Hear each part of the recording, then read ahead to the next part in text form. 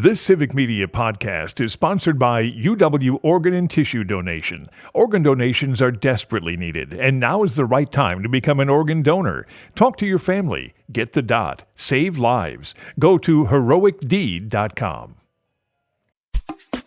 This is your WGBW Daily News Roundup for the Talk of Green Bay, 97.9 FM and 1590 AM.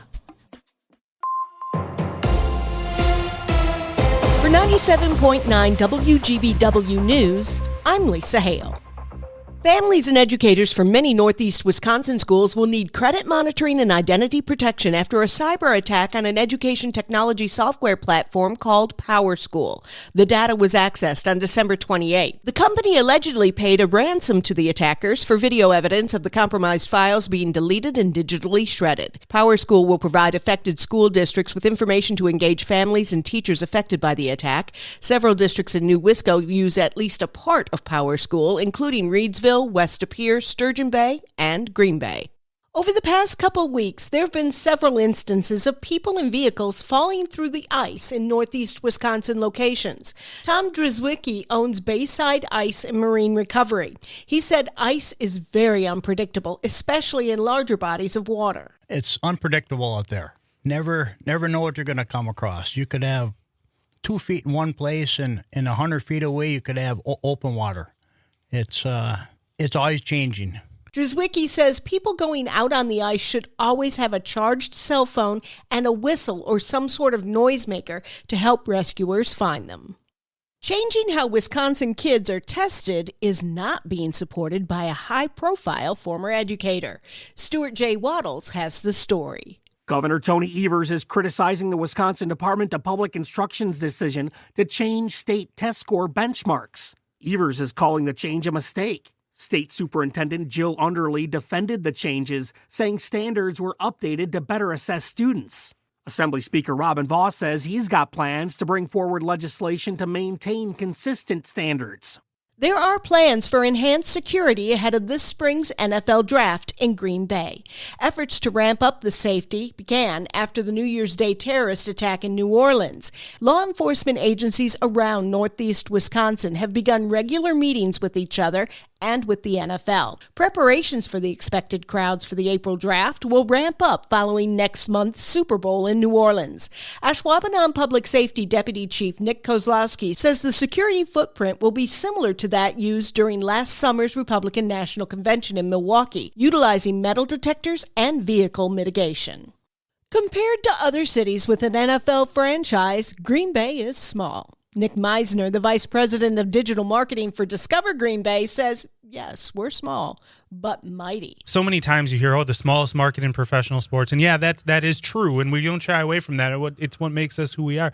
But we're also a large enough, vibrant enough, passionate enough community that 6.3 million visitors throughout the year came to visit Green Bay in 2023. Meisner was a guest on Civic Media's Lean Local with Jim Schmidt, airing Sundays on WGBW. Thanks to a partnership between the City of Appleton Public Health Department and Mother's Milk Bank of the Western Great Lakes, lactating mothers in the Fox Cities have a closer location to donate their breast milk. The Milk Depot, as it's called, is a joint effort to increase access for approved donors and families in the area to donate life-saving critical nutrition for pediatric patients in need. Amanda Hatch, a public health nurse with the City of Appleton, said previously the nearest drop-off point for donors was in Green Bay or Oshkosh. Individuals interested in donating through Milk Bank WGL can visit the website to apply. The first electric vehicle charging stations funded by the National Electric Vehicle Infrastructure Formula Program in Wisconsin are now open. Governor Tony Evers and the Department of Transportation made that announcement in a press release earlier this week. The fast charging stations recently began operations at Quick Trips in Ashland, Menominee, and Chippewa Falls. Funding for the stations came from the bipartisan infrastructure law. Governor Evers made expanding electric vehicle infrastructure a priority to encourage more drivers to purchase the vehicles. With a new legislative session officially underway, Wisconsin Republicans are quickly getting to work on a measure to enshrine voter ID requirements in the state constitution.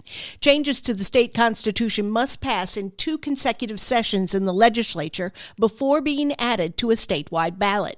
Republicans have until January 21st to approve it for the second time for inclusion on the April ballot. The change to the state constitution would make it nearly impossible for those challenging the law in the court system to find success. Today is the National Day of Mourning for former President Jimmy Carter. Some in Wisconsin are reflecting on his influence here. The Carters visited Milwaukee in 1989 to volunteer with Habitat for Humanity. That office of the nonprofit was only 5 years old at the time, according to the Milwaukee Habitat CEO Brian Sonderman. They had never built a home from the ground up until the Carters came. The former president and first lady came to Milwaukee, mobilized over 1,000 volunteers, built 6 brand new homes, completed them in 1 week, as well as doing 8 rehabbed homes in the Walnut Hill neighborhood of Milwaukee. So to say that this put Milwaukee Habitat on the map is an understatement. Sonderman says since then, they've received hundreds of volunteers every year, and many credit their interest in Habitat for Humanity to the Carters. Just last year, the Milwaukee office built over 30 homes and rehabbed more than 100 others. Sonderman says their impact never would have been possible without Jimmy Carter. A man remembered with joy and fondness throughout the Fox Valley has passed away. Russell Machenbacher was the Fox River Mall Santa for 25 years before he retired in 2019. He passed away at his home in Montana Tuesday. He was 87 years old. I'm Lisa Hale, 97.9 WGBW News. For news anytime, log on to WGBW.FM. The Bucks kick the Spurs. Hi, I'm Mike Clemens with sports. The Bucks with a dominating 121-105 victory over the San Antonio Spurs. Doc Rivers on how he thought his team played defensively. I loved it. I told him that at halftime. It's like, guys, back-to-back games, our defensive focus and attention to detail was on point. And when we play like that, we're really tough. Because if we get multiple misses, we're going to eventually make threes. College hoops, the Wisconsin Badgers will try to extend their 4-game winning streak when they host the Minnesota Gophers. That's tomorrow night, 6 p.m. at the Kohl Center in Madison. NFL, Packers holding practice, getting ready to face the Eagles. Sunday afternoon at 3:30, Jaden Reed says it's too soon for the Packers season to be over just yet. We ain't worked this hard to come this far. We went through a lot, in camp, through the season to even get here. So our mindset is on one goal, and, that's how we're preparing this week. That's Packers wide receiver Jaden Reed. With sports, I'm Mike Clemens.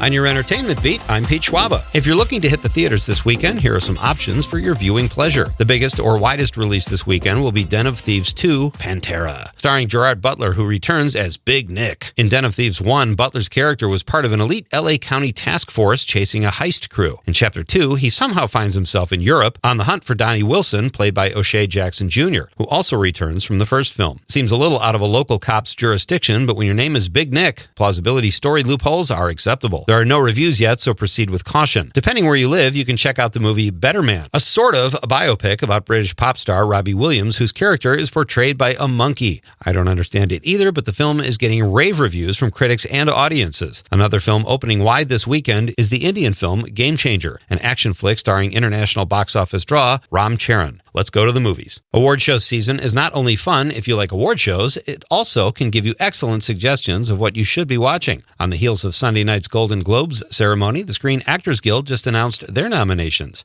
Leading the way in the film category was Wicked with 5 nominations. Not too far behind with 4 nominations was A Complete Unknown, the Bob Dylan biopic. Let's do a deep dive. One of the cool things about the SAG Awards is that they recognize entire ensembles when it comes to cast. A Complete Unknown and Wicked are both nominated in the category, in addition to Conclave, Honora, and Amelia Perez. Typically, when the movie wins for ensemble cast at the SAG Awards, it more often than not results in a Best Picture win at, wait for it, the Oscars. Cast Ensemble has been a category at the SAG Awards since 1995, and Variety reports that in 30 years, only 4 films have won Best Picture at the Oscars that didn't win for Best Ensemble at the SAG Awards. The effect of the fires in Los Angeles have been devastating. The ultimate impact on the entertainment business remains to be seen, but 2 notable premieres were canceled due to the fires, including Universal's Wolfman, which was scheduled to have its premiere at the TCL Chinese Theater Tuesday night. Jennifer Lopez's Unstoppable premiere was also canceled Tuesday night. There is no word on whether or not the events will be rescheduled. Wolfman is set to hit theaters on Martin Luther King Day weekend. Matthew Perry has managed to stay in the news fairly often following his mysterious death in 2023. His friend's colleague Lisa Kudrow made news the other day when she appeared on The Drew Barrymore Show and told Barrymore that Perry gave her the famous Friends cookie jar from the set as a parting gift after the last episode. Kudrow added that Perry left a note in the cookie jar that she only recently discovered after his death. It is unclear why Kudrow checked the cookie jar after all these years. Maybe a serious case of the munchies. For more showbiz fun, tune in to Nightlight with me, Pete Schwaba, weeknights from 6 to 8 p.m. on the Civic Media Radio Network. A little sunshine this morning, gradually becoming mostly cloudy this afternoon. Our high today 28 with the wind south at 5 to 15. Some light snow tonight, won't be more than a dusting. Our low 19 tomorrow, mix of clouds and sun 28. Could get more snow